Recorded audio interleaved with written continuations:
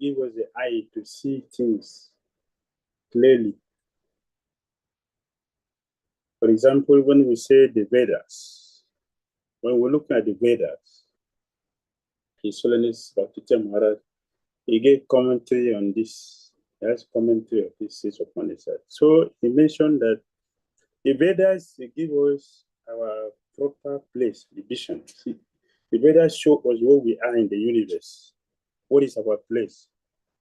He also show us what the Supreme Personality of Godhead is. And it shows our connection. What is our connection? The universe, where we belong to in the universe, this the position of the Supreme Personality of Godhead, our connection with the Supreme Personality of Godhead. So, Sri Isopanisad is a small book, as you see, but the content is heavy. The content is not small. See, I can hold it in one hand. But the content, no one can hold it with one hand. Because it is a Supreme Personality of Godhead. So, the vision, introduction, invocation, foundation of knowledge of the Supreme, I'm repeating for clarity. Then, mantras 1 to 3, practices for living entities. Mantras 4 and 5, knowledge of the Supreme Person. Mantras 6 and 8, knowledge and practice of spiritual vision. Knowledge and practice of spiritual vision. That takes us from mantra 6, 7, and 8.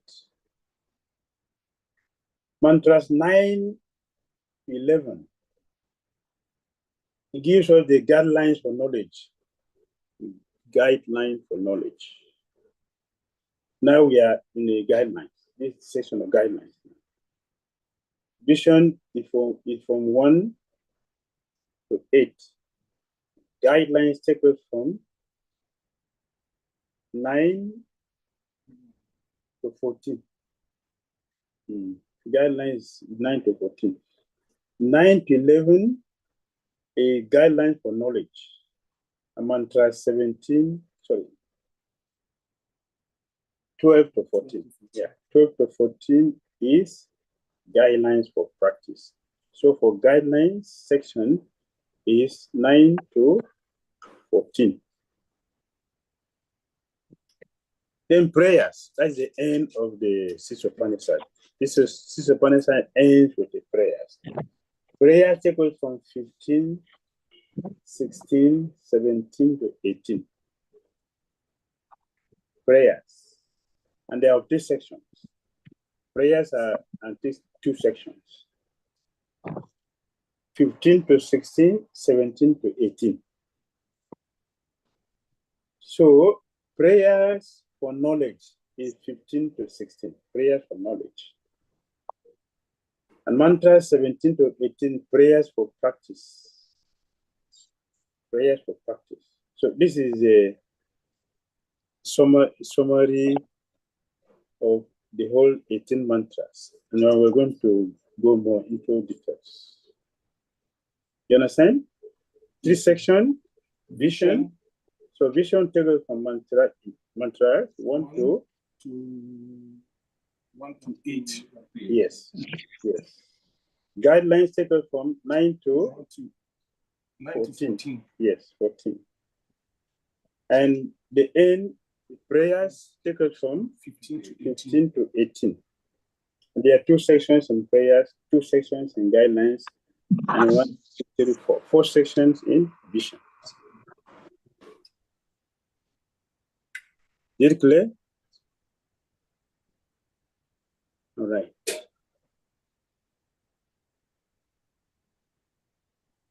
So if you want to go into detail, invocation and mantra 1 to 3, it gives us the perfect relationship between the Lord, the living entities, and His creation. If you go to the purport, when you enter the purport, this is what you're going to get. as a summary.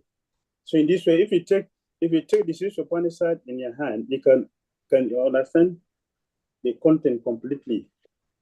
If you look at the overview as we're presenting it.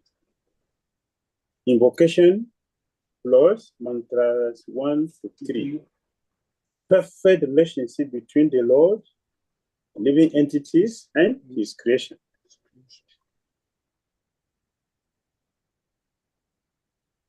Is it clear? Am I audible? Yes, brilliant. Very audible. Yes. All right. Yes, Maharaj. So in invocation describes the absolute truth, which is the objective of the whole book. The objective of this book is to present who is the Supreme Personality of God. Invocation describe the absolute truth, the objective of this book, this series of Upanishad.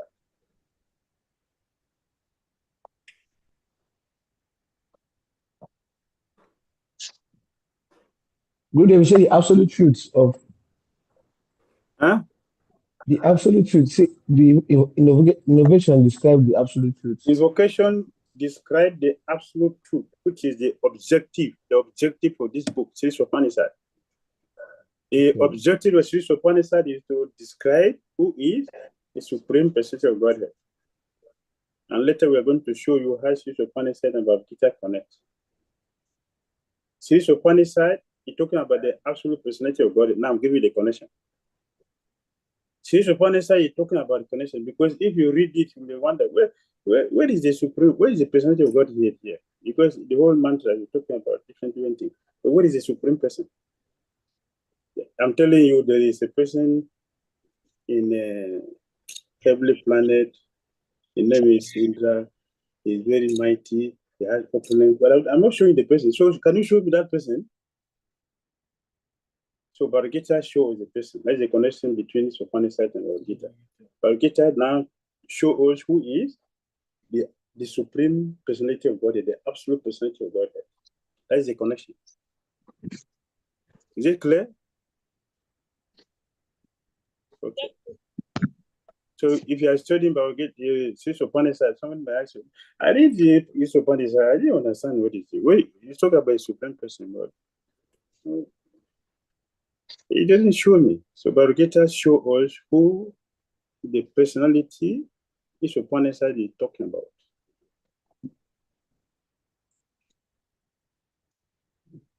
Okay, mantra 1 describes the Isavasya conception. Mantra 1. The primary object of discussion is the principle of Isavasya.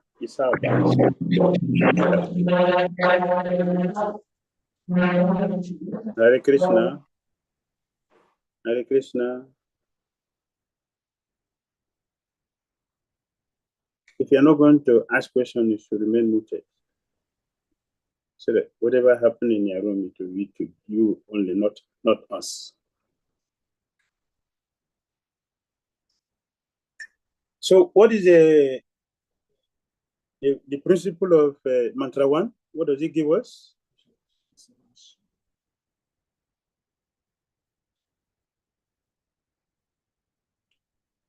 Isa Basha. Isa. That is the proper pronunciation. It's Isa, not Isha. Isha. Yes.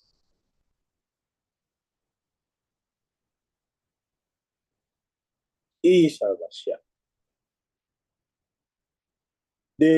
Who is Isha Basha? The supreme ownership and controllership of the Lord is the Lord. The supreme ownership and controllership of the Lord. Yes, of the Lord. Mantra 1 gives us this knowledge. Mantra 2 describes the consequence of following the law given in Mantra 1.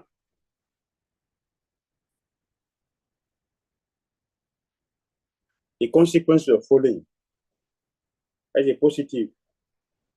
The negative in Mantra 3. Mantra 3 describes the consequence of not following the law given in Mantra 1.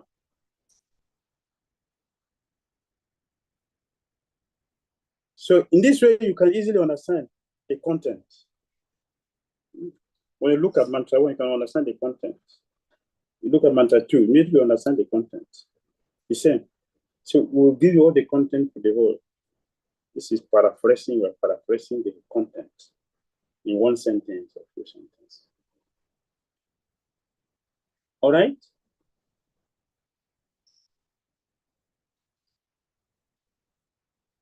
Mantra 1 is Havasha principle. Mantra 2 describe the consequences. The consequences of following the principles. Mantra 3 describes the consequences of not following the opposite. So the positive, Mantra 2 is positive, 3 is negative. From mantras 4 to 8,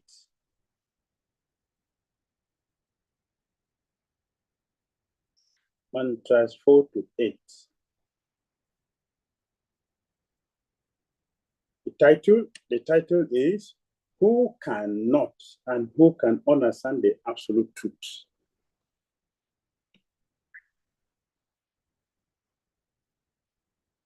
Mantras 4 to 8 teaches us who cannot and who can understand the absolute truth that Isopanisad is talking about.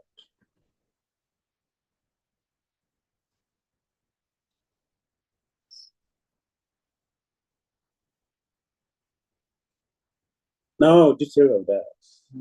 Mantras 4 and 5 describe why people mentioned in 3 cannot understand. The reason why they cannot understand.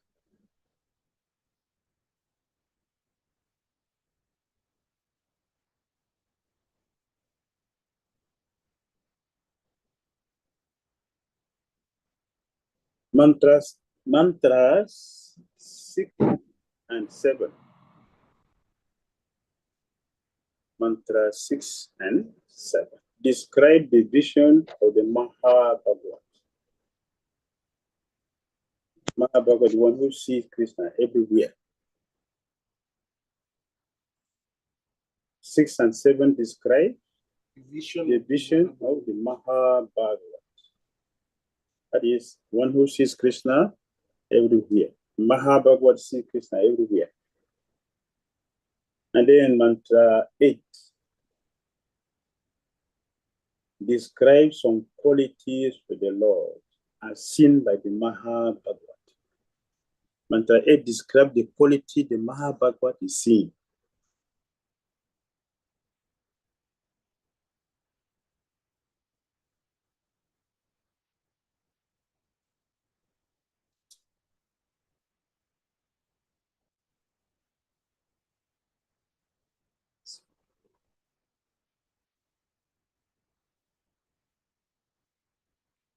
All right?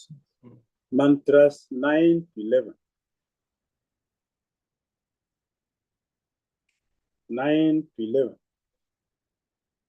The heading, Cultivation of Knowledge and Nations. Cultivation of Knowledge and Nations. Knowledge and ignorance.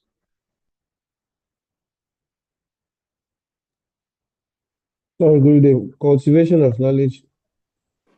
And nations, ignorance. Nations. Nations.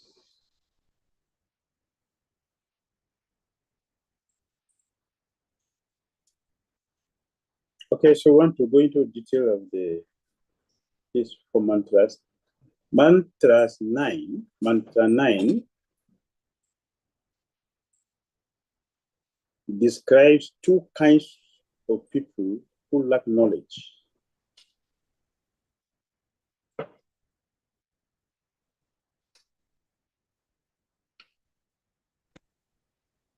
Two kinds of people who lack knowledge, and because they're not following Isavasha law.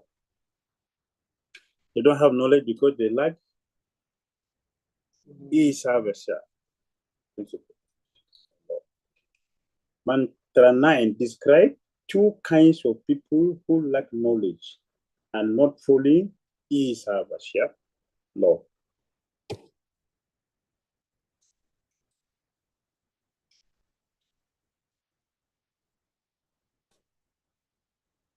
And mantra 10, describe how to acquire true knowledge.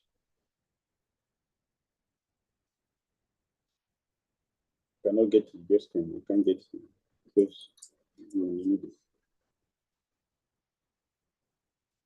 Mantra 10, how to acquire true knowledge.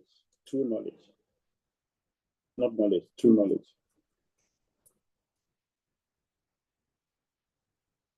And mantra 11 describe the understanding of relative positions of material and spiritual knowledge. Relative.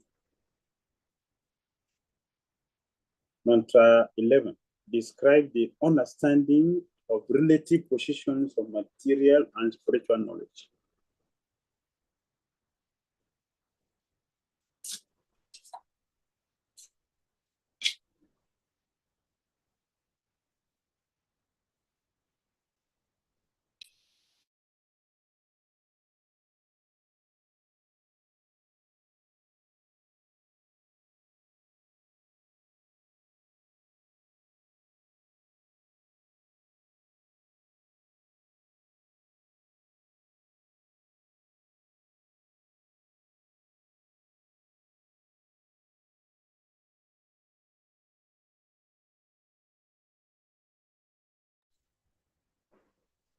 All right, you get it? 9 to 11.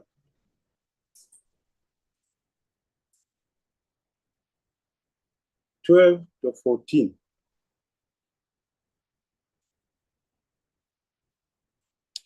Heading is worship of absolute and worship of relative.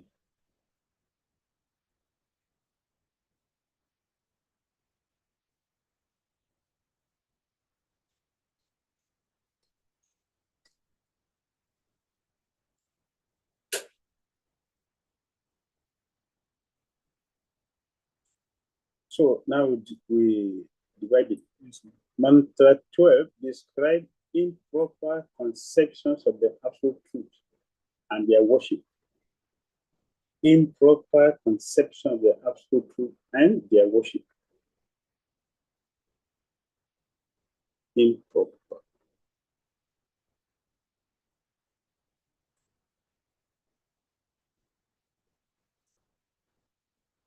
(13) describe how to develop proper understanding of the absolute. 13 describes how to develop proper understanding of the absolute.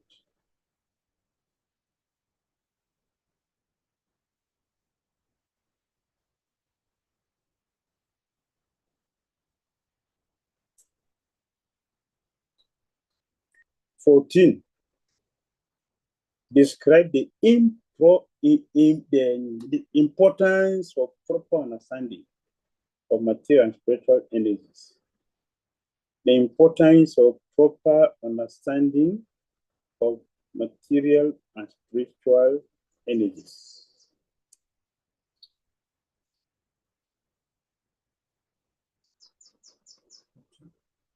Spiritual energies. Spiritual energies.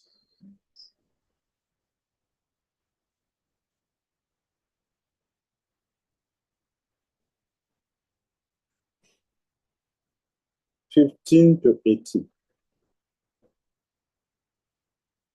So they please come again on the 14th. Huh?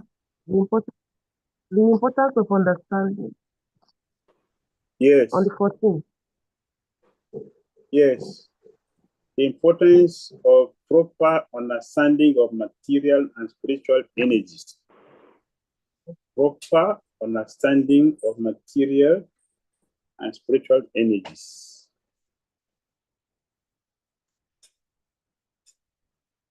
Got it?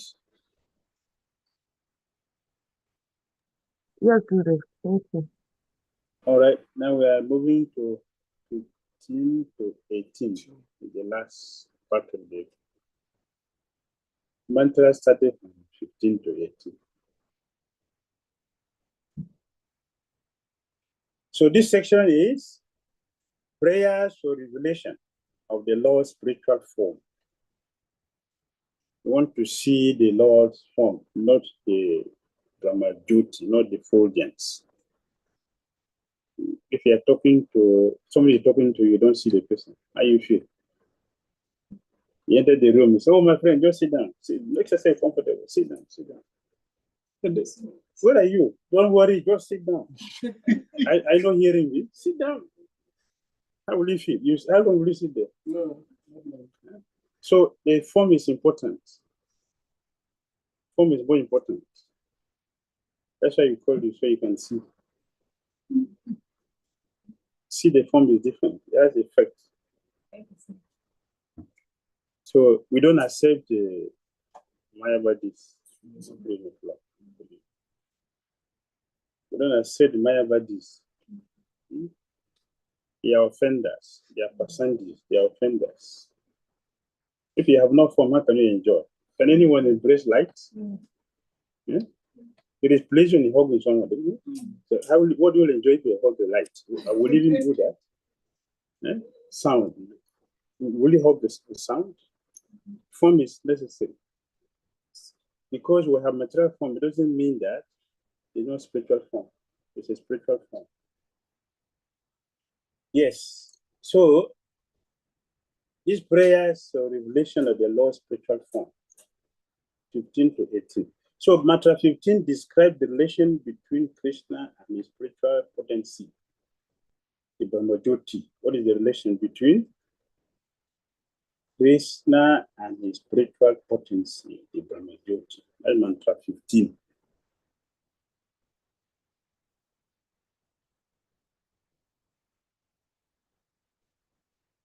Mantra 16 is a prayer for revelation.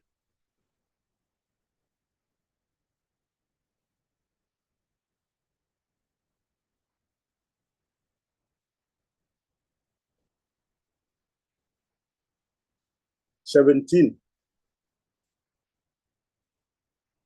emphasizes understanding Krishna at the time of death.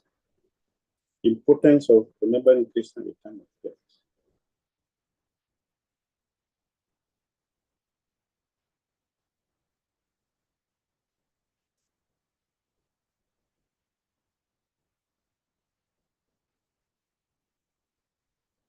The last mantra 18 is a concluding prayer to receive Krishna's mercy.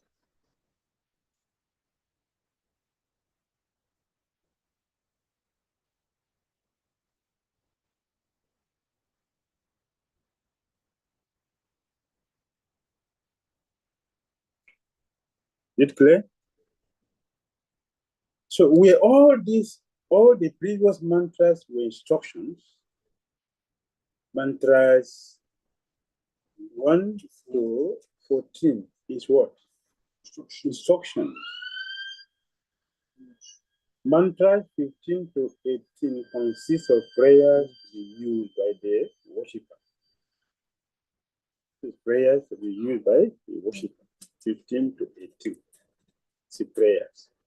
We are moving from the relativity to the reality. To have the person we are talking with. I want to see the person. The OT don't want to see the light. They want to see the person who is producing the light. The person who is speaking to me, I want to see the person. Is it clear? Yes, Gurudev. Any questions? We should move forward.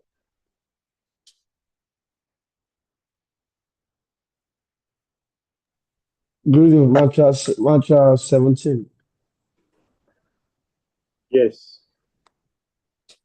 I do not get like the Mantra 17 emphasizes understanding Krishna at the time of death.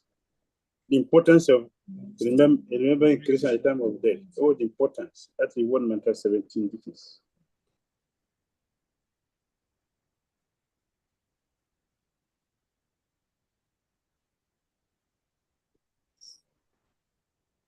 Any other points to be cleared?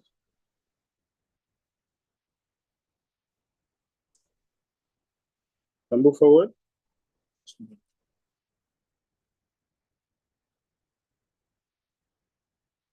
All right.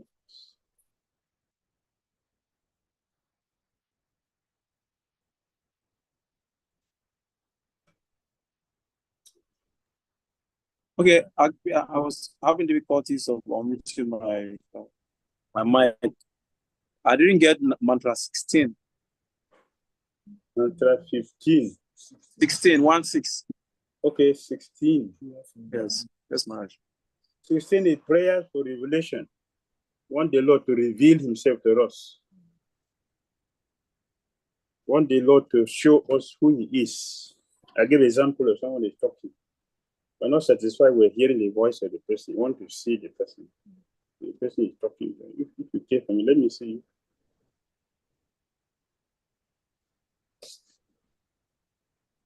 And who made these 18 prayers? Who made these 18 prayers?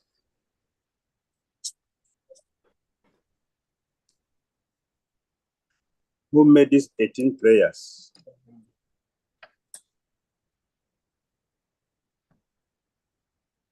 The one that we say, Lord Brahma. Who made these 18 prayers? We have one answer here, Lord Brahma. Everyone agrees, or we have other personality? Lord Brahma. The Brahma is Brahma Samhita, not Isopanisad. Isopanisad is a different person. Yeah, it's connected. It's connected. Not Brahma specifically.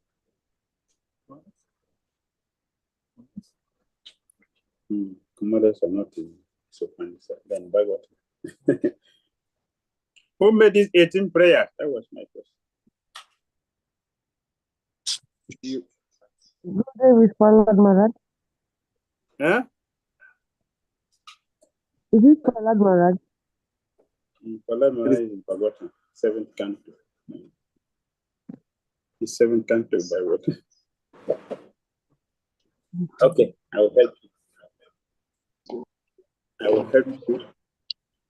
These prayers made by Swayambhu Amani.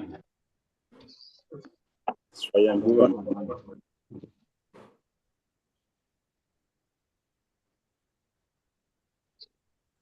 The prayer is led by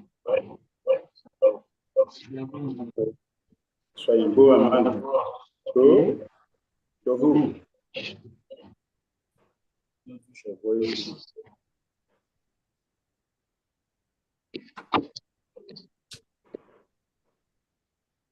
The prayer is made to who?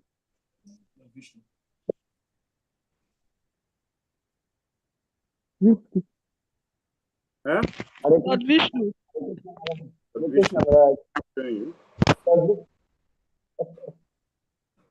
The prayers are made to Lord Vishnu. Which Vishnu? There are various forms of Vishnu. Which one?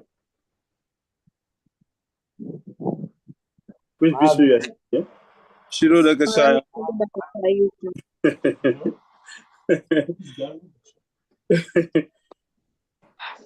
Maharaj, Kaboda Kasai Vishnu. Okay. Okay.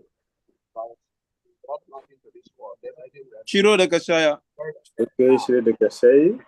I'm Garba Dekasai. We are making progress. Okay. Who else? Mahavishnu.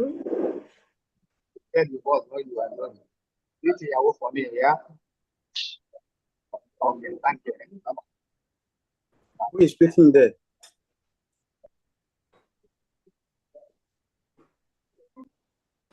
I'm asking a question. I want you to understand something. I'm asking a question. This is not a lecture in a temple. This is a teaching. So it's different.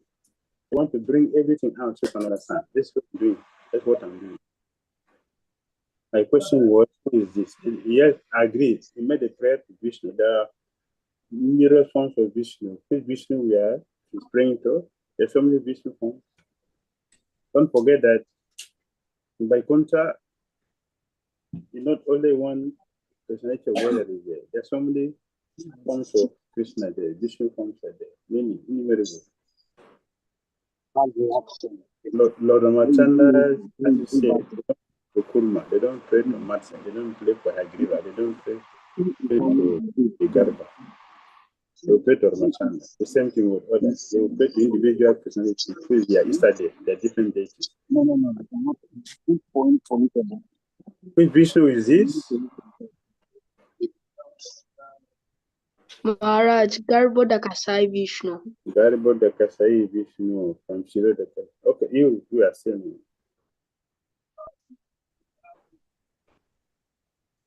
Okay, you're not easy. Not easy to understand. So don't worry. I'm not put this one in your exam. Don't worry. Of course. Now you are learning everything. This is Jagya. This is Jagya Purusha. Jagya Purusha. This is Jagya. It's not Jagya. Who is the Lord now? Lord Jagya. Lord Jagya. He's praying.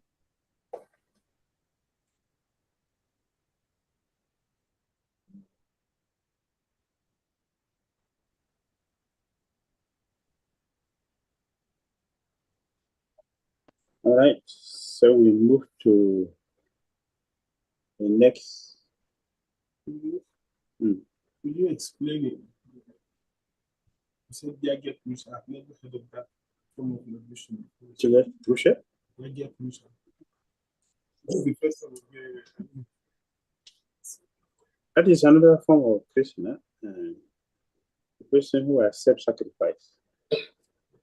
All the sacrifice, all the puja people are doing. Personally, different personalities are in charge. Actually, Bhaktaram Jagya Tapasham. Jagya Tapasham. I mean, Jagya Purusha. That is Krishna, is the supreme personality of God. But that personality of God in Bhagavad Gita is different from this. This is Vishnu. But Gita is Krishna. But he is Vishnu. So he's praying to the Vishnu. Particular Vishnu is praying to his Jagya. Yes.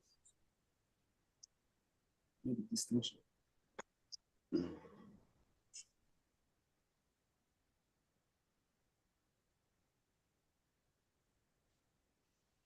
All right. So we move forward. What is the division of this? Okay. But I was late. So like cover it as you just finish. Huh? You just take it as you're going. Okay, so now we move to the introduction. This introduction. There will be a lot of practical realizations. We'll go to the introduction and invocation. Yes, it will be practical question. Introduction. Proper.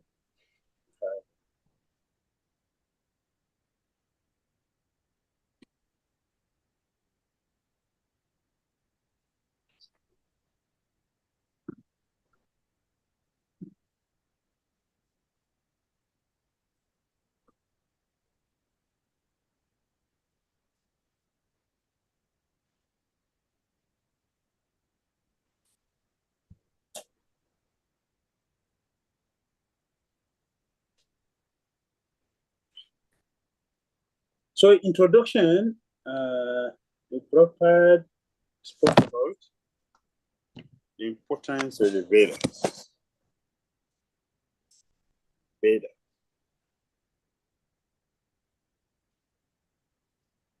The importance of Vedic knowledge.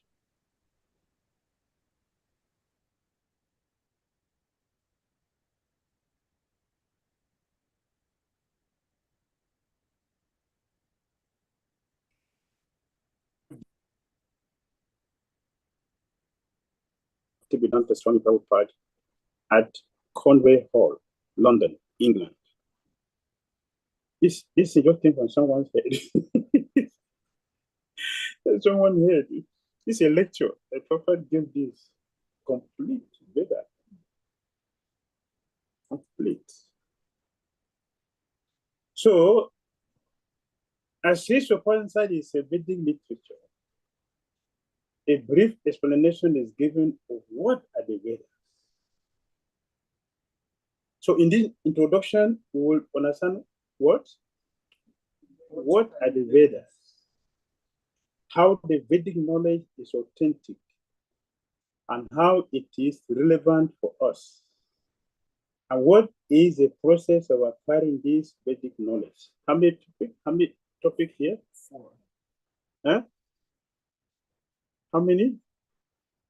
So let's count it. Isopanisad is a Vedic literature. Therefore, it's a brief explanation given. A brief explanation is given on what are the Vedas. In this introduction, we're going to learn what are the Vedas, how the Vedic knowledge is authentic. How many? 2. How it is relevant for us.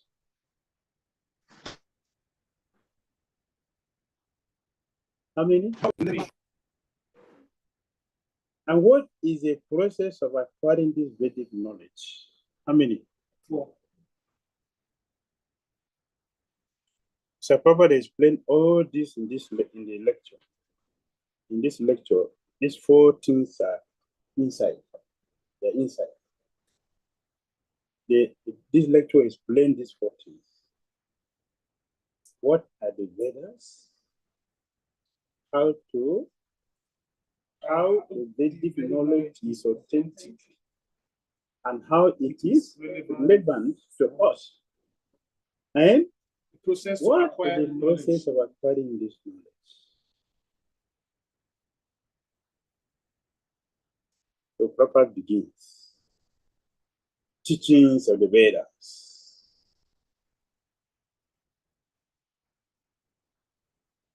We have already identified that Prabhupada has explained four things in this lecture, right? What are the Vedas?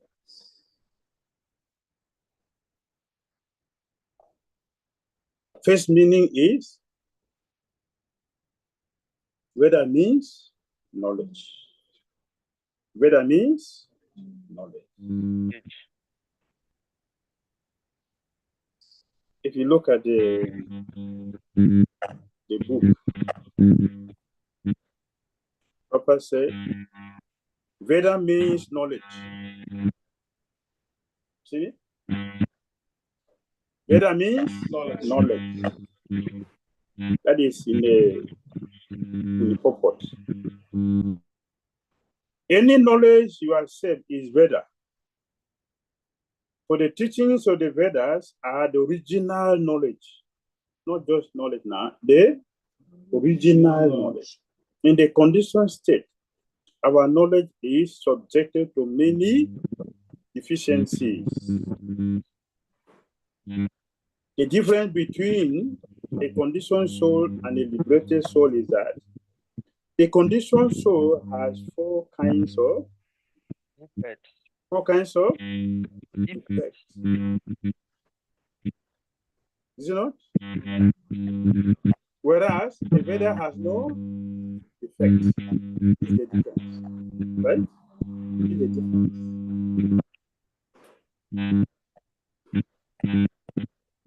Therefore, we're looking at what are the Vedas, why we need to accept it, how to get it, what's the aim and history of the Vedas. This is what we identify. We identify this. You're not seeing because you're not screen. Next time I'll show the. Anybody want to give the picture? So you have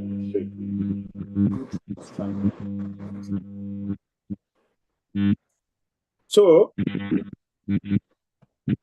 Veda comes from the verbal root vid, meaning to know or to be aware. And Krishna said what? Veda vid.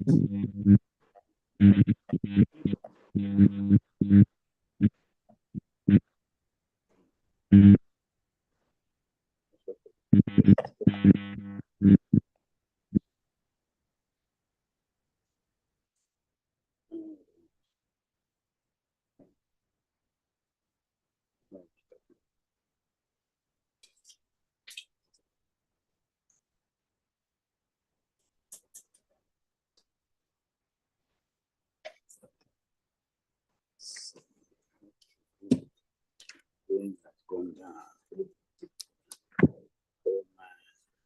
Oh,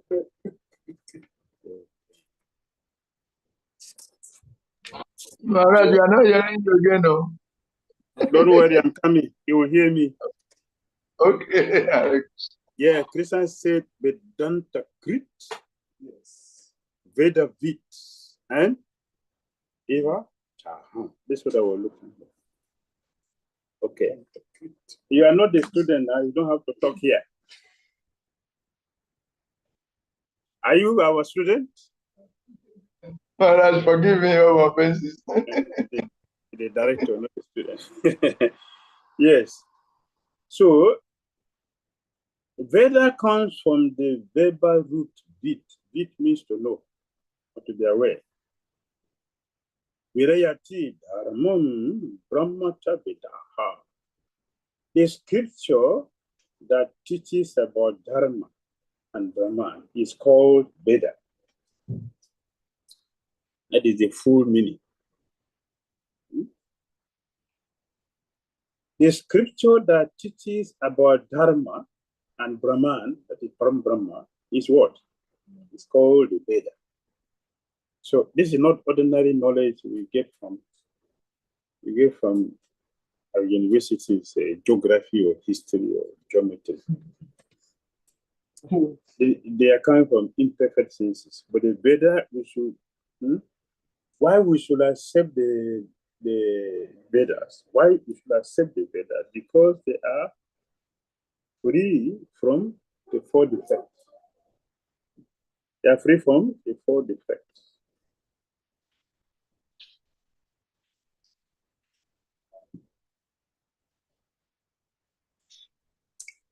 They have no defects.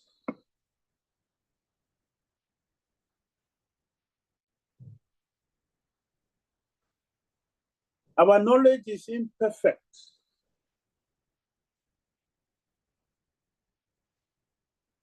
Therefore, we commit mistakes. Our defects are four. We commit mistakes. We get illusion. We have cheating propensity and imperfect senses. Is it not?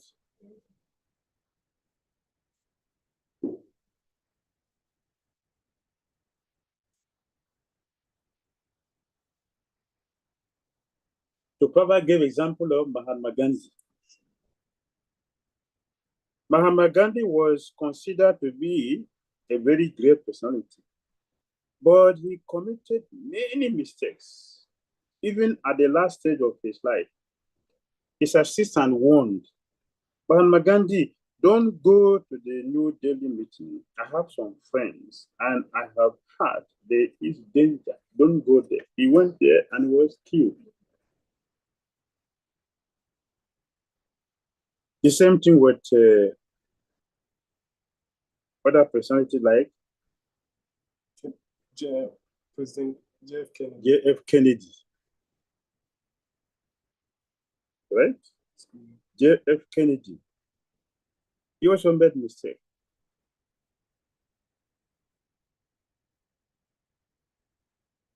So many mistakes, yes. Even great personalities like Mahatma Gandhi, President Kennedy, there are so many of them. They make mistakes, a lot of mistakes. Therefore, to err is human, they say. That is one defect of the conditioned soul. We make mistakes. Is it not? A lot of mistakes every day, right? In everything that we do. All services, a lot of mistakes. In conversation, in speaking, also a lot of mistakes. See, the A, B, C, D to Z is pure. You know? It's pure. A condition so will put in a wrong way. Right? The way we join the alphabet. I don't like to see you. It's not coming from the alphabet. It's coming from the person who joined them together. So we make mistakes. You see? Don't look at me. I don't like to see your face. But the word inside is pure. They have no problem. The same thing. So, oh, your face is so lovely. I can't afford to miss seeing your lotus face. You see? Your face is so lovely. I can't afford to miss seeing your lotus face. See? The problem is not the alphabet. It is the person who uses them. So we make a lot of mistakes. If a great personality like what of Lord Brahma, we're talking about ordinary people here, what of Lord Brahma? He made many mistakes. A lot of mistakes. What of Indra? Many mistakes.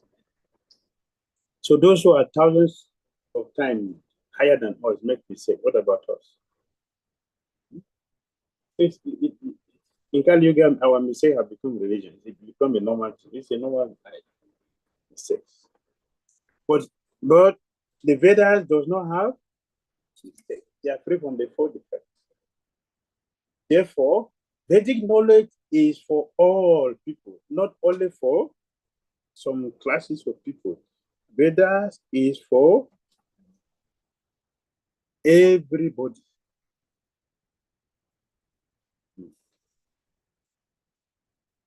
Yes. The Vedas are axiomatic truths. Axiomatic truths. This is the Vedic principle, and we accept it. Vedic principles are accepted as axiomatic truth, for there cannot be any mistake. That is acceptance. For instance, in India, cow dung is accepted as pure, and yet cow dung is the stool of an animal. In one place, you will find a Vedic injunction that if you touch stool, you have to take a bath immediately. But in another place, it is said that the stool of a cow is pure. How will you justify that? You can make experiment, but at the end, you come to the truth that cow dung is pure. If you want to purify yourself, touch the cow dung. If for those who do dirty worship, if you want to purify the articles, use cow dung to wash. If any of the paraphernalia, the pots, utensils are contaminated, to purify them, use cow dung to wash them. Then they're purified. So cow dung is perfectly antiseptic. Proper use that. Therefore, it is axiomatic truth. It's beyond human experiment. But Prabhupada said that in Calcutta, when a physician has confirmed that yes, it is true, they have confirmed it. And today it's not difficult to understand that it's true. It's true. All right? It comes from the Lord. That is one of the power of the Vedas. The Vedas are coming from the Supreme Lord. Yes. It is like our mother.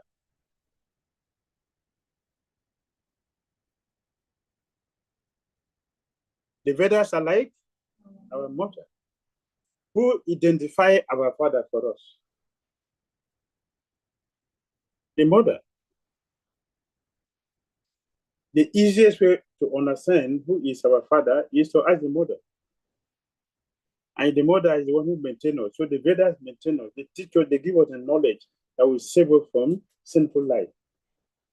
The Vedas.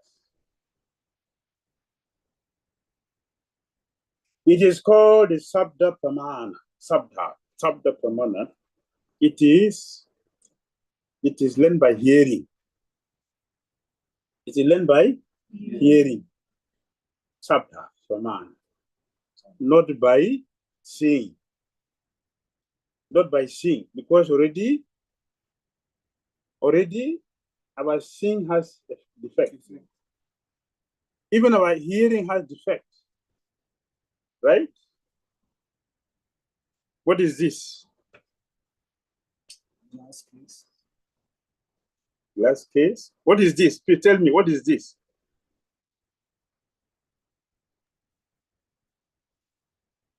Can you see? What is this? Yes. Glass Huh? case. The glass Glass case. case? Glass case. Glass case? That's all? It's plastic. And it's pink. See, it is something we see every day, but it took a long time to respond. That means what? Defect. Defect. It's a simple thing we see every day. Defect. And I'm not sure the answer you gave is correct. Can be still argued so many places. This is defect. Our eyes cannot see it perfectly. Right? What is the first word we say when starting this class? What is the first word we use? What is the first word? First sentence.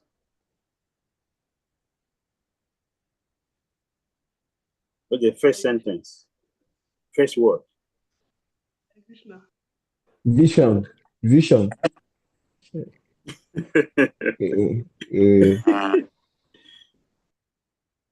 I said, I'm sorry for coming late. That's what I said. That's the thing I said. And I repeated it 2 times. In the beginning, and when we started, I repeated it again. That is defect. 4 defectors there. We make mistakes very easily. We are illusioned. We have a cheating propensity. Our senses are imperfect.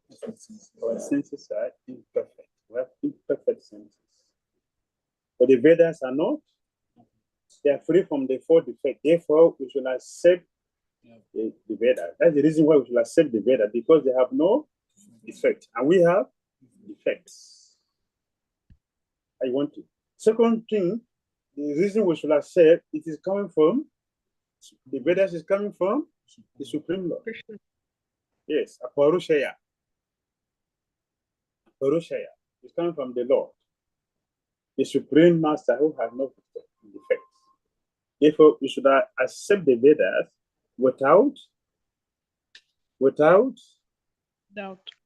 doubt. Yes. And the Vedas give us transcendental knowledge. They don't just give us mundane knowledge, some information. The Vedas do not give us information. The Vedas, they give us transcendental knowledge. How do you understand transcendental? How do you know it is transcendental knowledge? How do you know it is transcendental knowledge? When you say transcendental knowledge, what are we looking at? Absolute, transcendental, absolute. How do we define that? That is not of this world. Okay, the knowledge that is not of this world. Good. No mistake. Because not contaminated. Okay, not contaminated. Don't share contamination. No beyond contamination. the mode of material nature. Beyond the mode of material nature. The knowledge about God. Knowledge about God. So many people are talking about God. So many people. They're talking about God everywhere. Anyway. It's the highest knowledge. Okay, very good.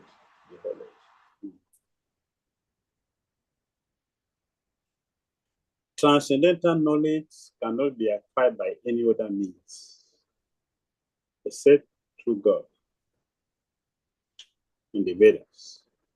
Transcendental knowledge cannot be acquired by any other means. And we say it is absolute because it does not change. Time does not affect it. Circumstances does not affect it.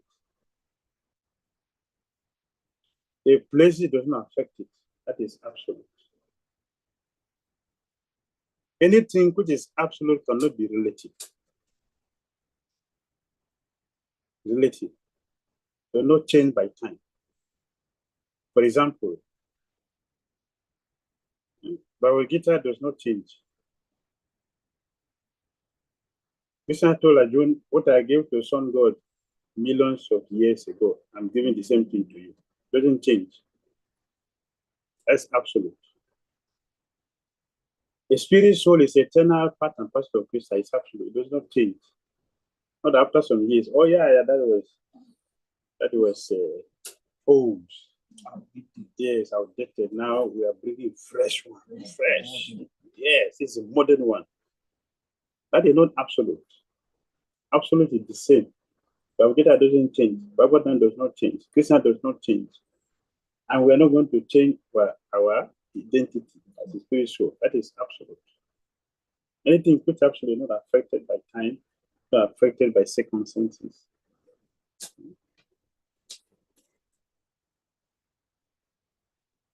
It gives us transcendental knowledge. Vedas give us transcendental knowledge. Vedas give us both para and apara knowledge. Material and spiritual knowledge. The Vedas give that. The knowledge given in the Vedas can be categorized into three. Knowledge given in the Vedas can be categorized into three. Actually, Jiva Goswami gave 10. We'll go through it. Jiva Goswami gave us 10. But this 10 is summarized into 3.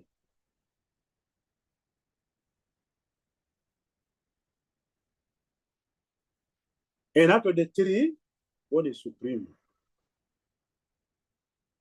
Right? After the 3, what is supreme? So we have Pratyaksha,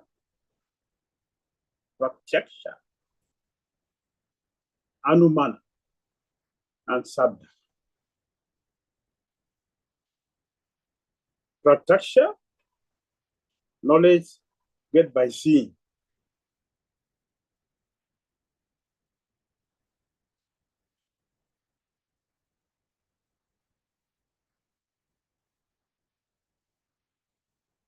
What I see is what I believe. Right? How many of us have seen air? How many? Air. You have seen air. You have seen your mind. Have you seen your mind? Your intelligence? So if I say, people who have no mind, you happy with me?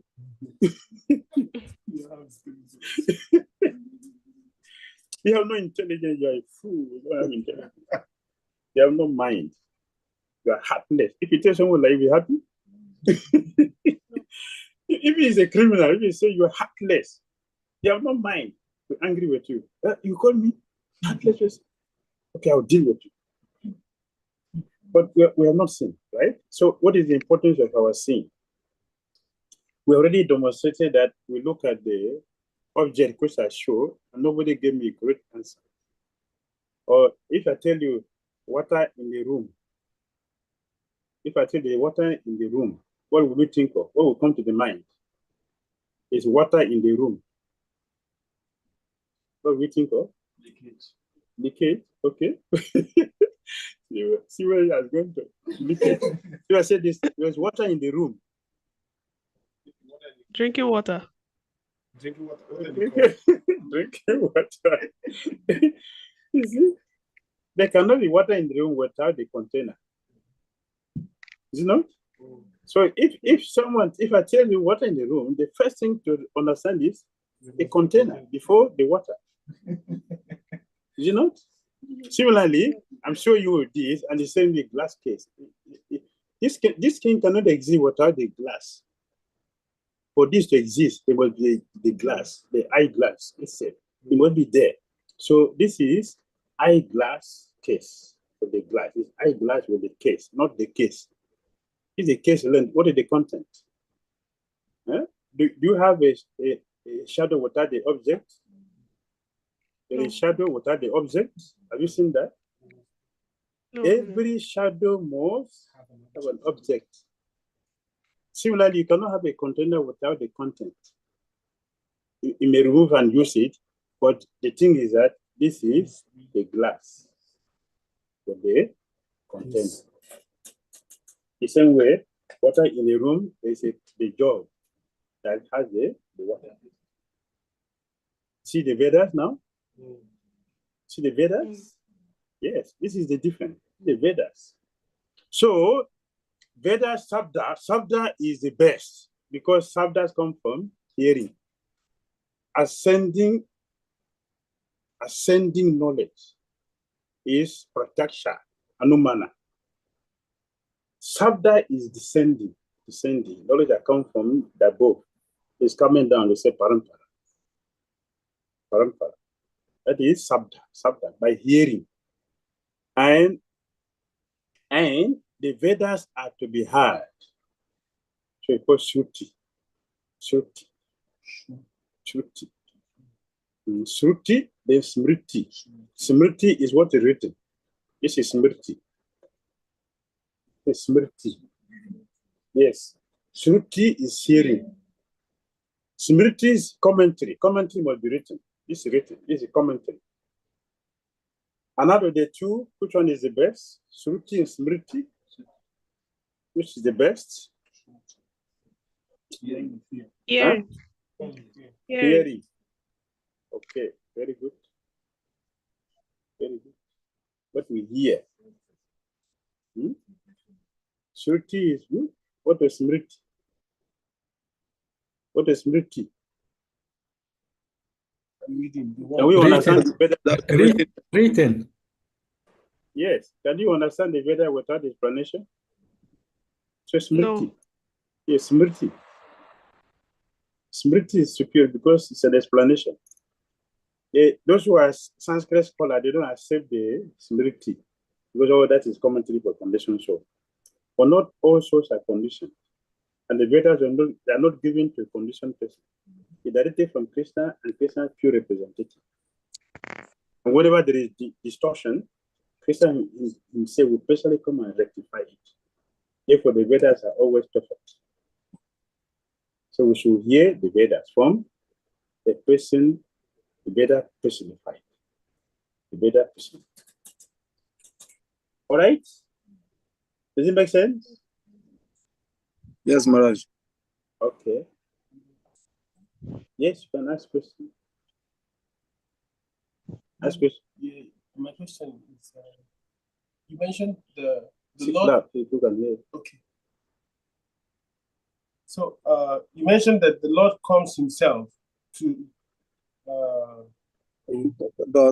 by the Vedas. Yes. When there are some issues. You hear from here. So how do we understand this in the case of Lord Buddha? Because yesterday you were speaking about him also.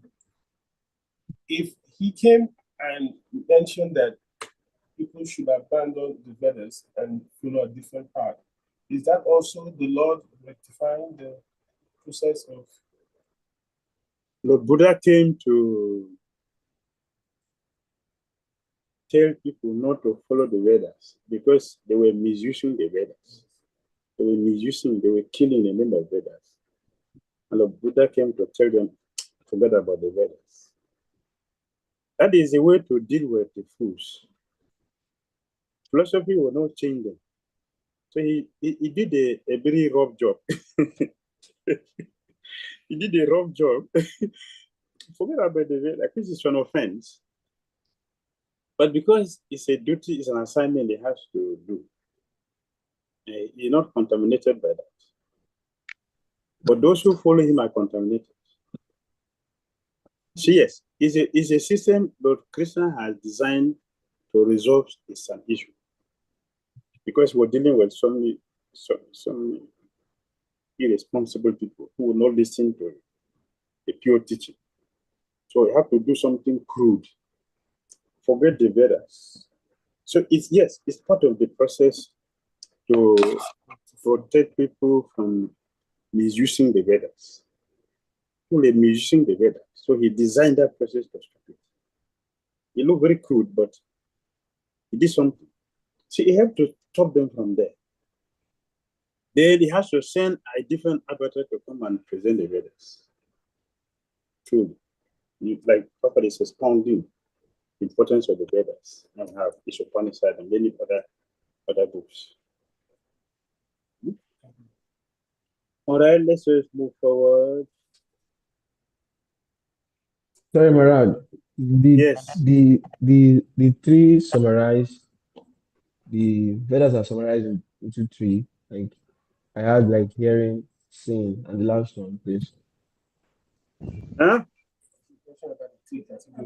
You said the Vedas are summarized into three. Yes. Hearing, seeing. Prataksha is one. Prataksha is one. The second one is Anumana. And the third one is Sabda Pramana.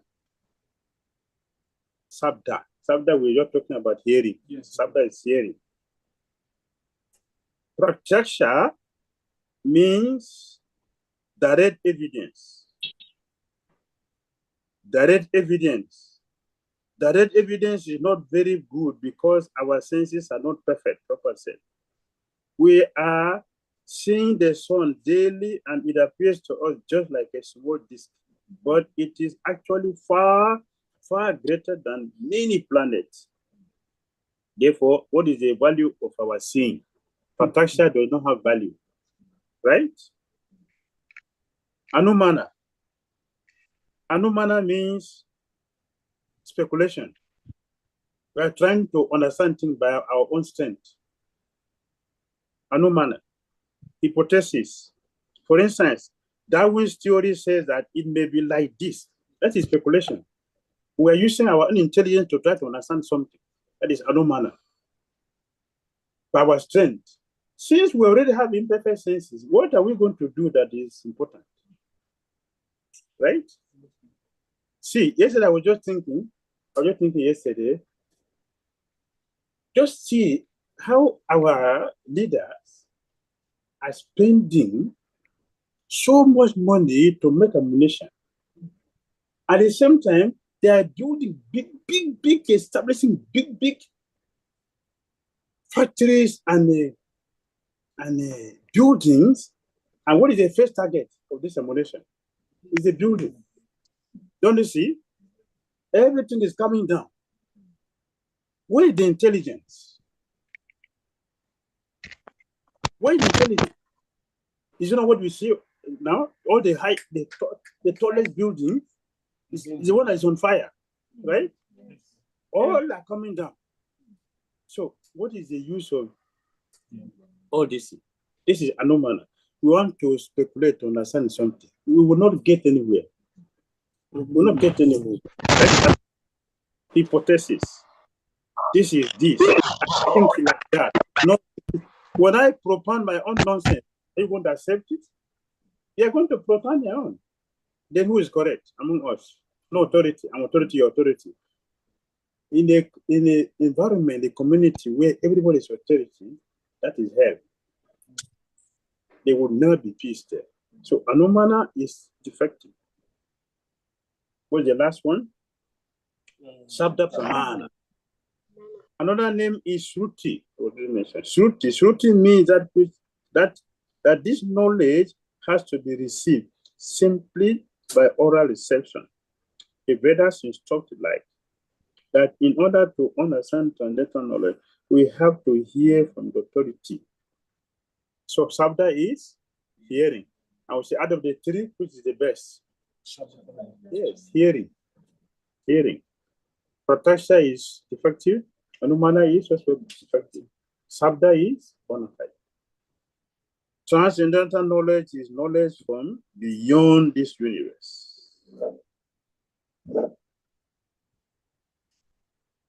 Yes.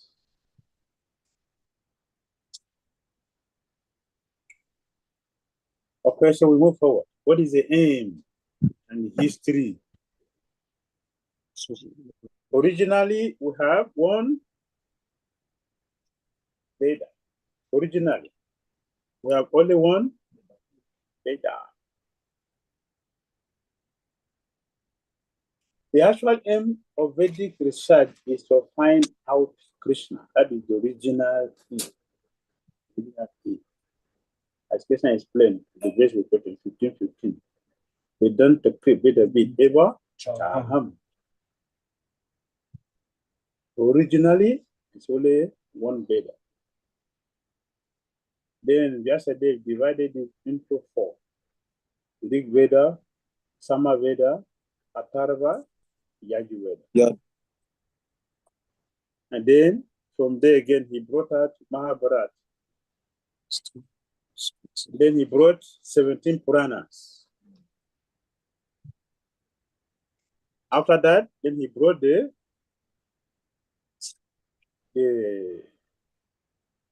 Upanishad is coming from Upanishads.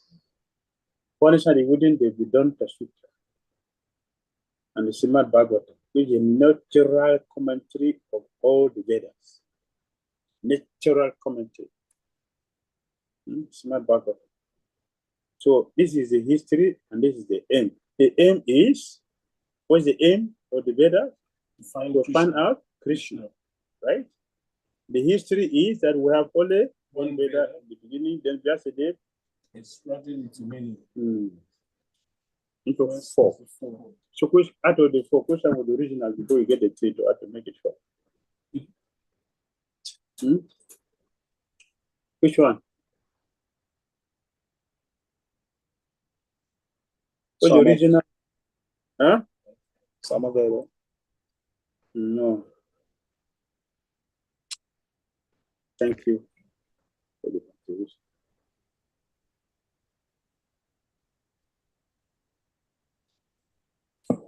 Which one? You are asking me so many questions, but when I ask, nobody answers. Brother, please, the question, can you ask the question again? The question was, we have one original Veda. Which one was that? What's the name of that one? Before yesterday made it into 4. There's only one Veda. 1. Then yesterday created 3 to make it 4.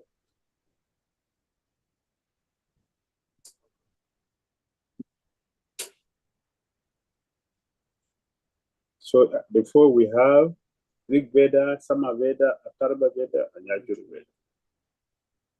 Out of these 4 here, which one is the original one? I get back to the remaining 3.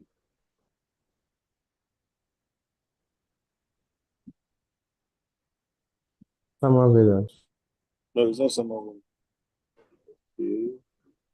Okay, let me help you. It is Yajurveda. Yajurveda. All right. So in this way, your research will never be finished. In Sanskrit, this process is called Arohopanta, the ascending process. The ascending process, Arohopanta, is Sabda. Arohopanta, the path is Sabda. That is bona fide. Arohopanta is Abarho Panta is Praktasha and Anumana. It's not bona fide. The process of trying to see, to believe, or try to speculate ourselves to understand is Abarho Panta. Abarho Panta. But Aroho Panta is the part, the process, the bona fide part. In Sanskrit, this process is called Araho. The ascending. If you want to attain knowledge by any personal endeavor, by exercising your imperfect senses, you will never come to the right conclusion. That is not possible. There is a statement in the Brahma Samhita, just ride on the 8th plane, which run at the speed of mind. Our material 8 planes can run 2,000 miles per hour, but what is the speed of mind? You are sitting at home, immediately think of India, say 10,000 miles away, and at once it is at their home. That's it. That is it. So the mind is more faster than airplane. So we have to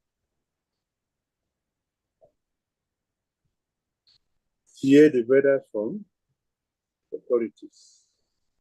To hear the Vedas from authority. What is authority? One must approach the word compulsory is used, a bona fide spiritual master, a guru. And what is the qualification of a spiritual master? He is one who has rightly heard the Vedic message from the right source. As the qualification is, the spiritual master has heard it from the right source. He has heard it, not seeing it, not speculating about it. He has heard it rightly. And he must particularly be firmly established in Brahman. In Sanskrit, it's called Shrotriyam Brahmanishtam. Shrotriyam Brahmanishtam. He has perfectly heard and is fully convinced about the object of his hearing, Param Brahma. Shrotriyam Brahmanishtam.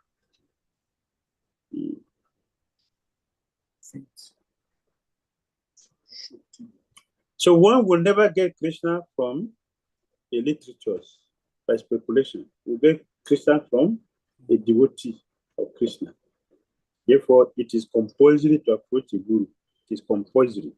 And Prabhupada said, this Krishna consciousness movement is completely authorized from Vedic principles. In the Bhagavad Gita, Krishna says, the actual aim of Vedic research is to find out Krishna. And the Brahma Samhita also stated, Krishna, Govinda, has innumerable forms, but they are all one. They are not like our forms, which are fallible. His form is infallible. My form has a beginning, but his form has no beginning. It is Ananta. What is fallible and infallible? Fallible, infallible. What does it mean? In the simple language to understand. What is fallible and infallible?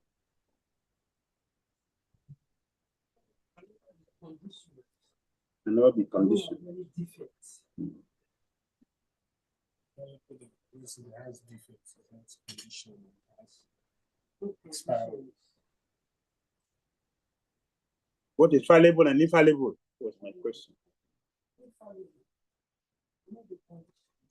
Cannot be Hare conditioned. Krishna Maharaj. Huh? Fallible, that can make mistakes, and infallible, that does not make mistakes. Okay. Yes. Thank you. This is a simple English. It's a British English that I use. We know what is fall and not fall. Fall and not falling. Hare Krishna Maharaj. Fallable and unfallable. One who cannot fall, that is infallible. One who can fall is fallible. Yes. That's what that's simple. So we should approach a bona fide guru to get this knowledge. Is it not? It may be possible, but it's very difficult. But you can very easily learn about him from his devotee. You know, his devotee can deliver him to. Here he is. Take him. That is the potency of Krishna's devotees. The potency of Krishna's devotee is that they give Krishna to those who accept it.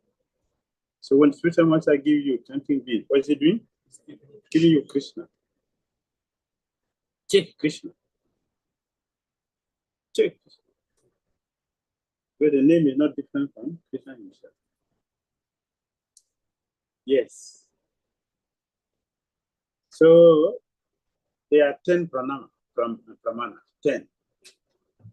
There are 10 pramanas, not 3. We told you before that 3 have been summarized. Originally, there are 10.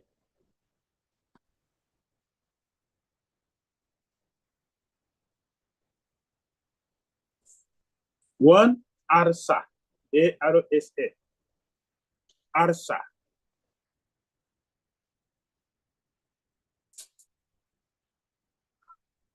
2, Upamana. Upamana.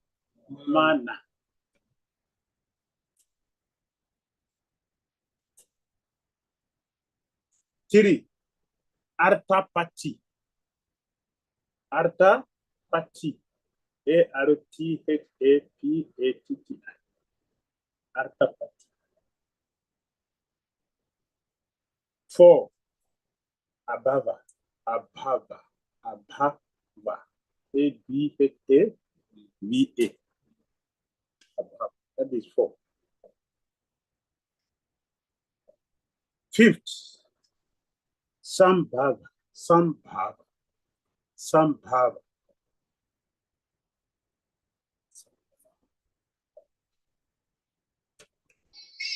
6. 6.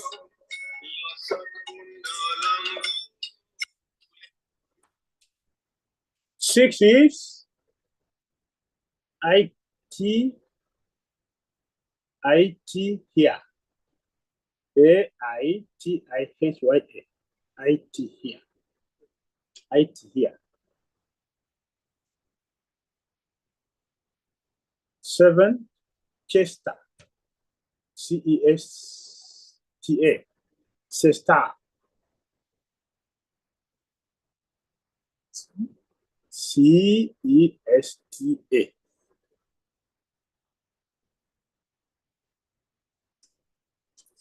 8, Pratyaksha. When we discover Pratyaksha.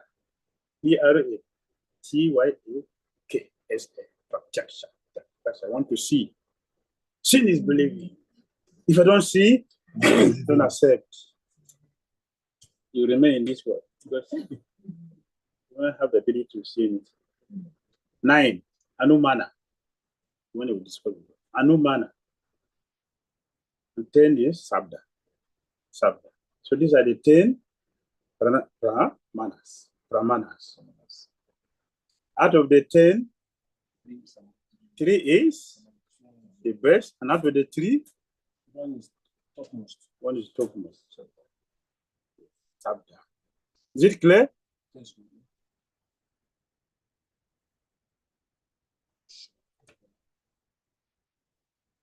You understand?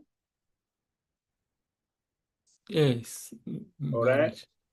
Yes. Then we have 17 Puranas. We have 17 Puranas.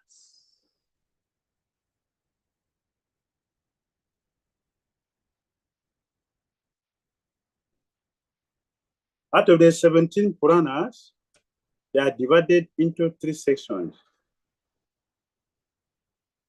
Good, passion, ignorance.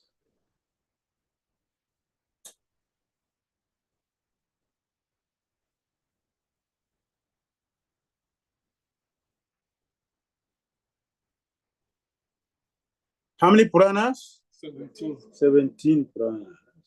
They are divided into 3 sections. How many? 3 sections. All right. Goodness, passion, ignorance. Goodness, we have 5.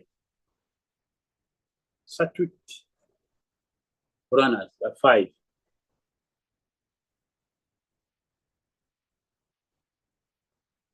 Vishnu, Naradiya, Padma, Garuda, Varaha. This is 5. Vishnu, Naradiya, Padma, Garuda, Varaha. 5. This is Sattvic.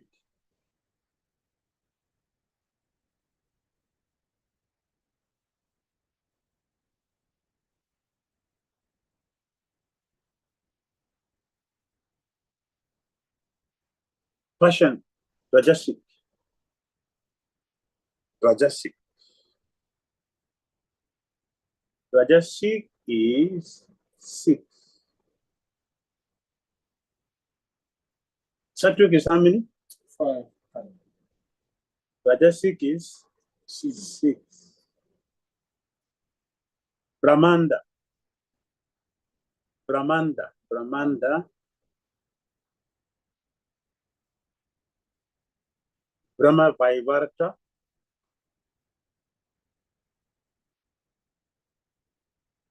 Brahma Vaivarta. Vaivarta. Markandeya. Markandeya. Bhavishya. Bhavishya. Vaman. Vamana. And Brahma. That is 6. Brahmanda, Brahma Vaivarta, Markandeya, Bhavishya, Vamana, and Brahma. Tamasic, ignorance. Got it? Got it? Correct? Complete?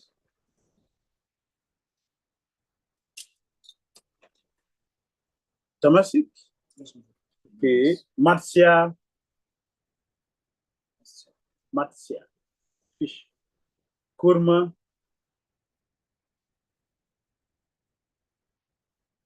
Linga. Shiva. No, Shiva. Shiva. Skanda. And Agni. Also 6. Agni. 6, 6, 5. So there is one Mahapurana, Bhagavad Purana.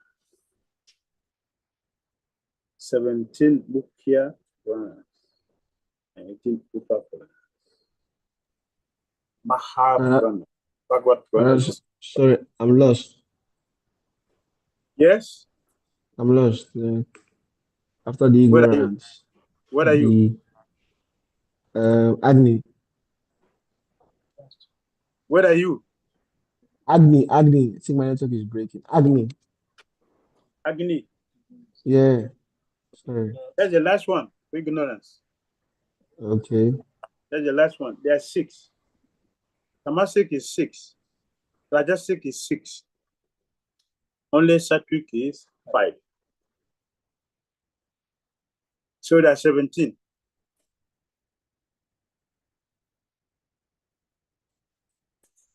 You got it? Yes, Maharaj, I got it. All right. Okay, this is a Quran.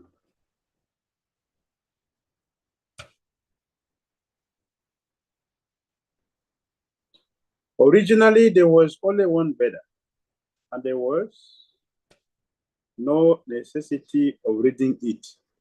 There's no necessity of reading. It's hearing. That time people were suited that. You just speak. People were so intelligent and had such sharp memories that by once hearing from the lips of the spiritual master, they will understand. They will immediately grasp the whole purport. But 5,000 years ago, yesterday put the Vedas in writing for the people in this age. Kali Yuga. He knew that eventually the people would be short-lived. Their memories would be very poor, and the intelligence will not be very sharp. That is Bhagavatam 1:110. That is Bhagavatam 1:110. Therefore, let me teach this Vedic knowledge in writing. He divided the Vedas into 4: Rig, Sama, Atharva, and Yaju. Then he gave the charge of these Vedas to his different disciples. He then taught of the less intelligent class of men, Stri, Shudra, and Dvija Bandhu. He considered the woman class and Shudra class, worker class, and Dvija Bandhu. Dvija Bandhu refers to those who are born in a high family, but who are not properly qualified. A man who is born in the family of a Brahmana but is not qualified as a Brahmana is called Dvija Bandhu. For these persons, he compiled the Mahabharata, called the History of India, and the 18 Puranas. They are all part of the Vedic literature, the Puranas, the Mahabharata, the 4 Vedas, and the Upanishads. The Upanishads are part of the Vedas. Then Vyasadeva summarized all Vedic knowledge for scholars and philosophers in what is called the Vedanta Sutra. This is the last word of the Vedas. Vyasadeva personally wrote the Vedanta Sutra under the instruction of Narada, his Guru Maharaj, spiritual master. But still, he was not satisfied. That is a long story described in Srimad Bhagavatam.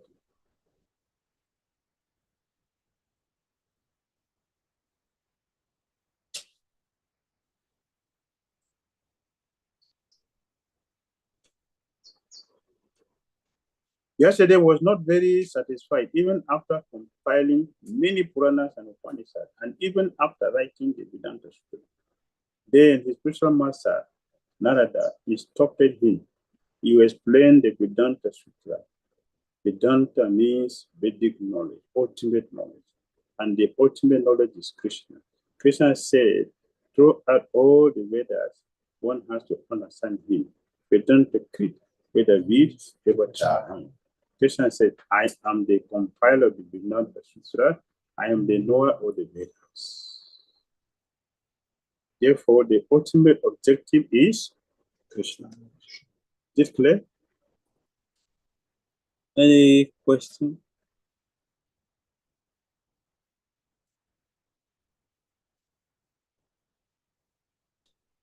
Yes, Hare Krishna Maharaj. Yes. Yes, I would like to ask you some question or clarification. So we have so many books like Purana. Okay, you said that Vedas is those all those books. Now, I would like you to categorize them and tell me what each class is dealing with, for instance. Yes.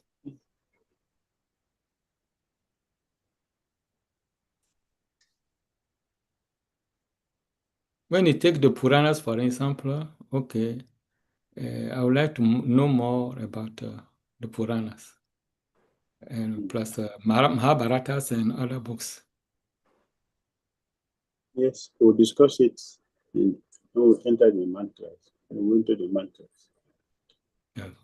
we'll hear about the different the Puranas for the teach. Okay. All right. Yes. Hare Krishna Maharaj.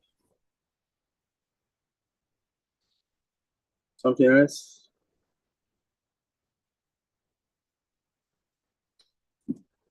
We have a few minutes left, so we can move forward.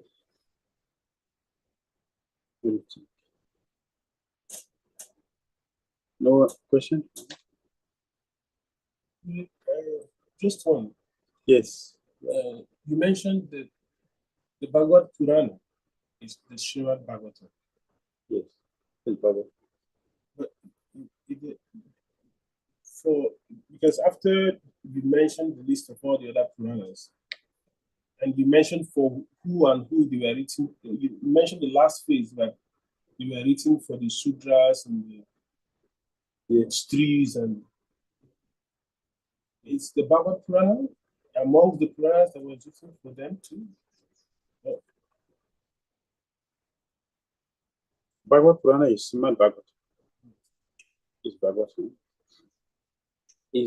Bhagavatam is a, what do you say, Vedanta?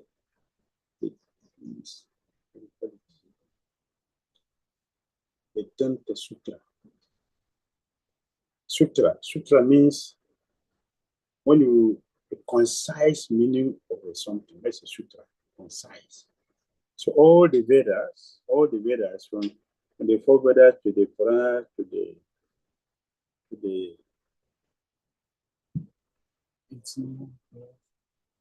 yes. Bhagavatam is a commentary to all. So if you read Bhagavatam, you have read all other scriptures. All other scriptures is inside Bhagavatam. That is the conclusion, that is the end. Including Mahabharata. Itihasa, Bhagavatam is called Itihasa. Itihasa means story, history. You see, Bhagavatam is full of the stories and histories, past times, so many. That's Bhagavatam. And is the last work of Sivagasa. That's the last one. After getting his lesson from his spiritual master Muni, then he did this. He gave this. Vedanta Sutra. Yesterday, personally wrote Vedanta Sutra under the instruction of his guru, which is a commentary. By the time he did all the Vedas, Rig Veda to Sama, to Atharva, to Yajur, he came to Mahabharata and the Puranas. By the time he finished, he became bewildered. He was still bewildered. That will show us that knowledge alone is not sufficient. The Bhagavatam does not give us just knowledge, it gives Christian faith. So it's a commentary, it's the ultimate, that's the last work of yesterday. It's the best. According to what the Muni told him to do, which is in Srimad Bhagavatam 177. Bhagavatam 177. So that is the fulfillment of the Muni's instruction to yesterday, 177.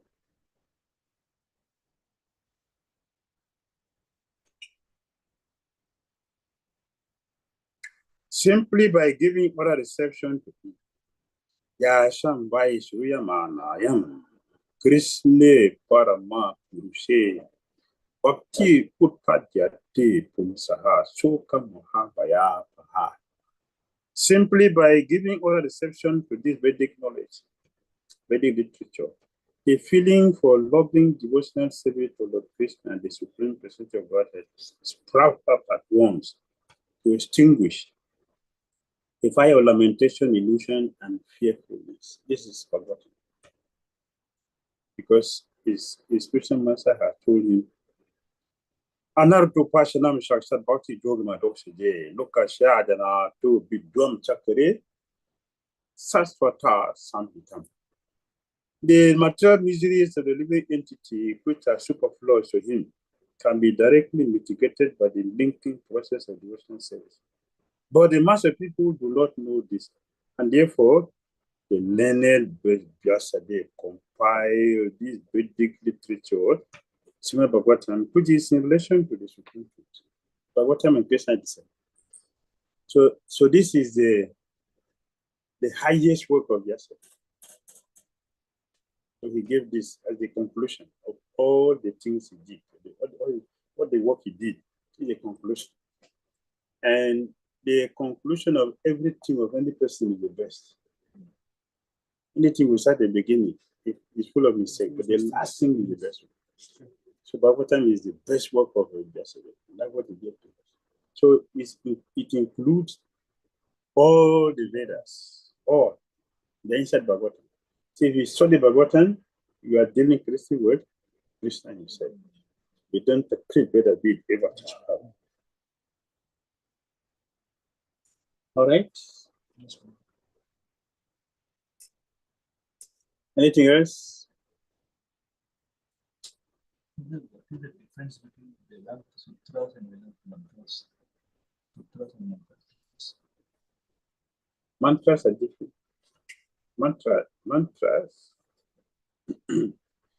Mantras are in the Vedas, which we chant. What do we recite? Like this, these are mantras. These are mantras. In the Veda is a book that contains all the mantras, which we chant. And sutras? Sutra, I just mentioned that is a concise explanation of the whole work. Like this is a sutra. Srimad Bhagavatam is the sutra of the whole Vedas.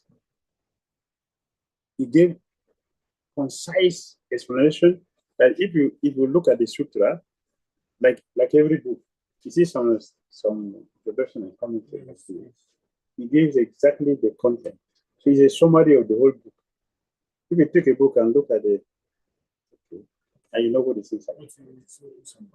So if you read Bhagavatam, you have read all the Vedas, which is a concise explanation of the Vedas. All right. Okay, we can start. Then tomorrow, or not tomorrow? Tomorrow is it? Yes. Okay. Okay, we'll continue tomorrow. Hare Krishna, thank you very much. See you tomorrow. Hare Krishna. Hare Krishna, dear devotee. Please accept my humble I'm really sorry that I didn't come at the beginning, but you know that His Holiness Bhakti Shastri Maharaj is a teacher in ISKCON Global. He teaches in Mayapur Institute. He teaches in Vrindavan Institute. And he teaches everywhere. So we are actually very fortunate to have him here with us to take us Sri Isopanisad. So let us register our deepest appreciation and gratitude by chanting one full Hare Krishna mantra to appreciate ourselves for being so fortunate, and also to appreciate Maharaj for sacrificing his time to be with us, and for submitting ourselves and committing ourselves that we are going to be present throughout the classes by chanting one full Hare Krishna mantra. Hare Krishna. Hare Krishna. Hare Krishna. Krishna Krishna. Hare Hare. Hare Ram Rama. Hare Krishna Maharaj, thank you very much. We are very grateful, and we try to be present in all the classes. Hare Krishna. Hare Krishna. Thank you. So you had it tomorrow. Try to be there on time. Don't let the teacher come and wait for you. Rather, you should wait for the teacher. That is our culture. Hare Krishna. We actually appreciate all of you for developing the affinity to study the Shastra. And that is where everything is. You have a direct association with Srila Prabhupada also. And you have the mercy of our current gurus, coming to show us the way. So thank you. Oh, fortunate souls, all glory to you. Hare Krishna. Hare Krishna. Thank you very much. And also a little pleading from everybody. Today, audience was very much appreciative. We are up to 22 here. It was not like this in the beginning. So please, I encourage us to continue like this to the end of the class. Hare Krishna. Thank you. Thank you very much. Thank you, Madam.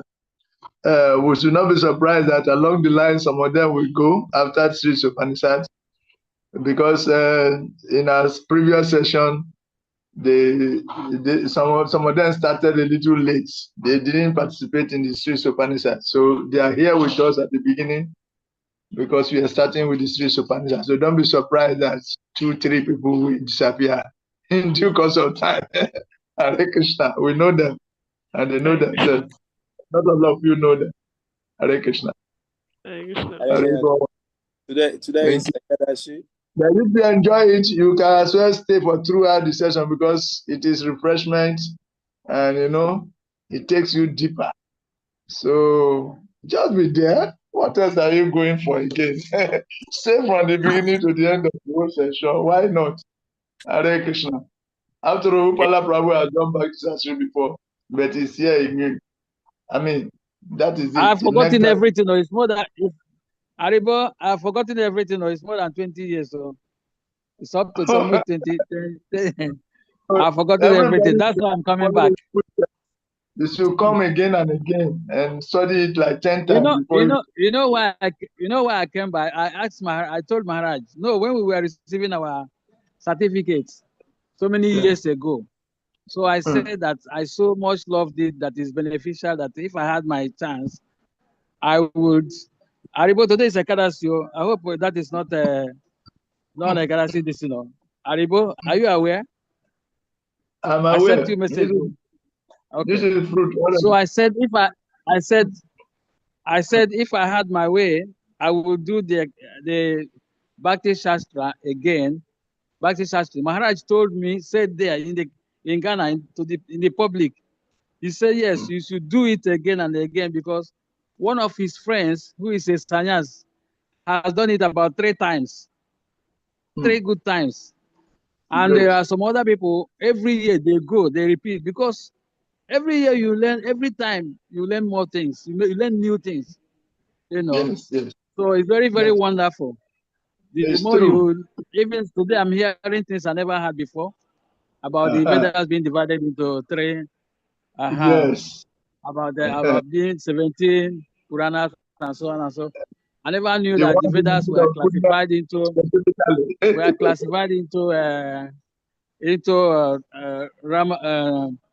Tamagun, Rajgun, and so on and so. That is mode of passion, ignorance, and the goodness. I never knew that. So it's very wonderful. It's good to do again and again. If somebody has if you will permit, so Aribo, Chetara Prema, yes, you will permit us. And I'm going to see if I can get more people to come. I will see if yeah. Try and do so. And please don't so I am as new as everybody here actually.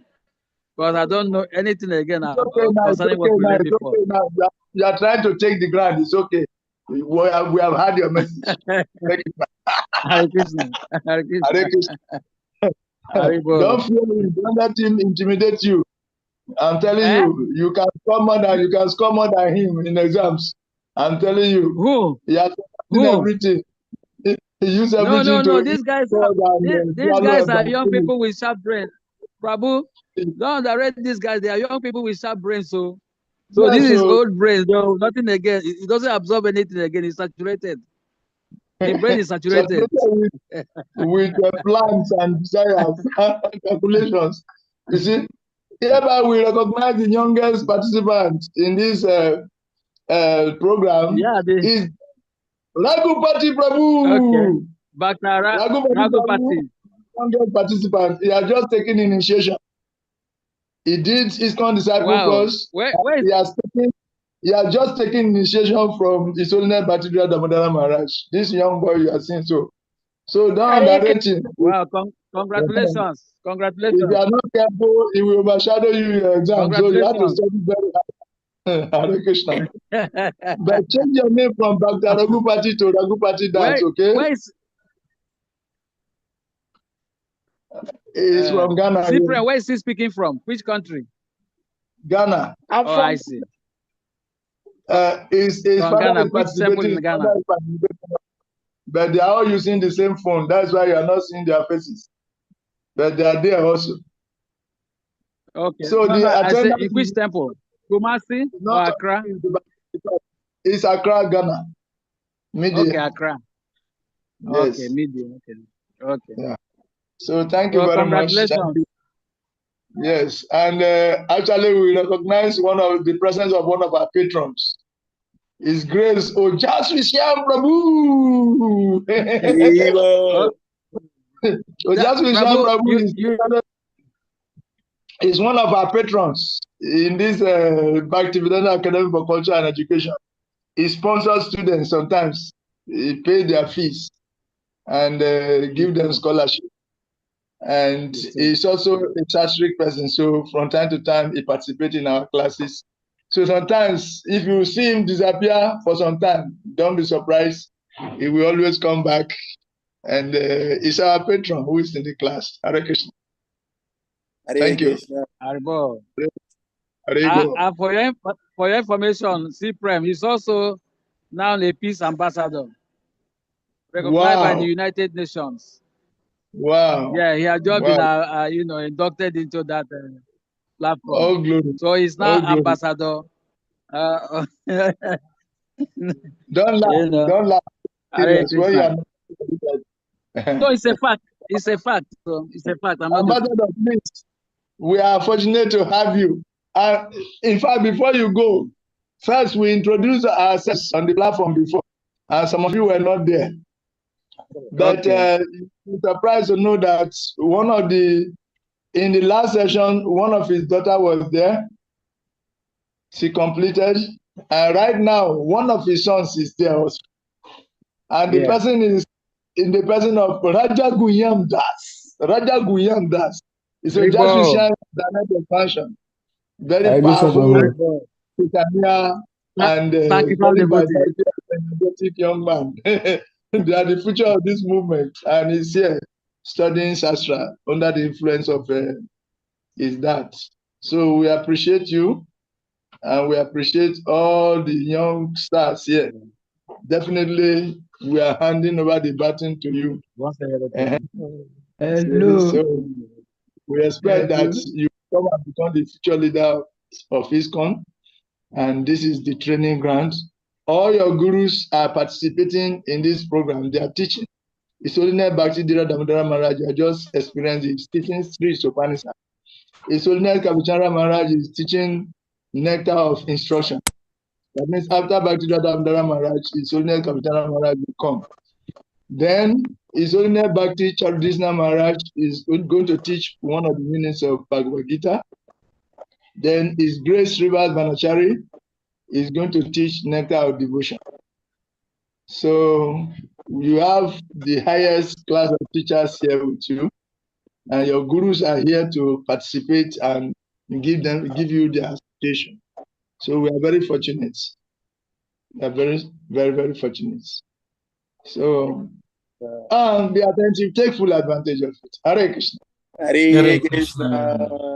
I want to appeal to everyone that it is quite impersonal to up your video all the time. We are not impersonalists, we are personalists. And the more we see your faces, the more inspiring it is to the teacher. So don't always hide behind the screen. And Bhakti Abraham Prabhu, Hare Krishna, we're happy to see you.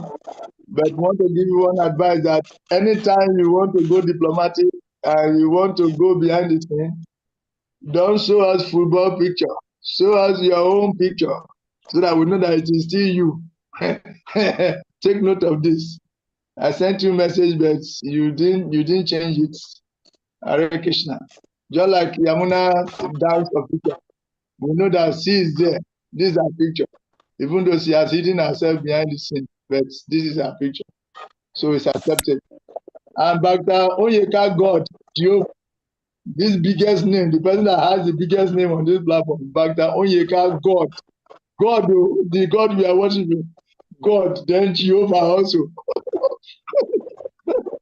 If now you are Onyeka God, Jehovah, by the time you become a pure devotee, We don't know what you become. Oh. Maybe demigod or to whatever. I don't know. So always show your face, please. We would like to be seeing your face from time to time, so that we know the Oyeka gods, Jehovah, that we are associating with. Hare Krishna. Thank you. Harebo. See you tomorrow, same time. They have Hare said, Krishna. they have started showing their face.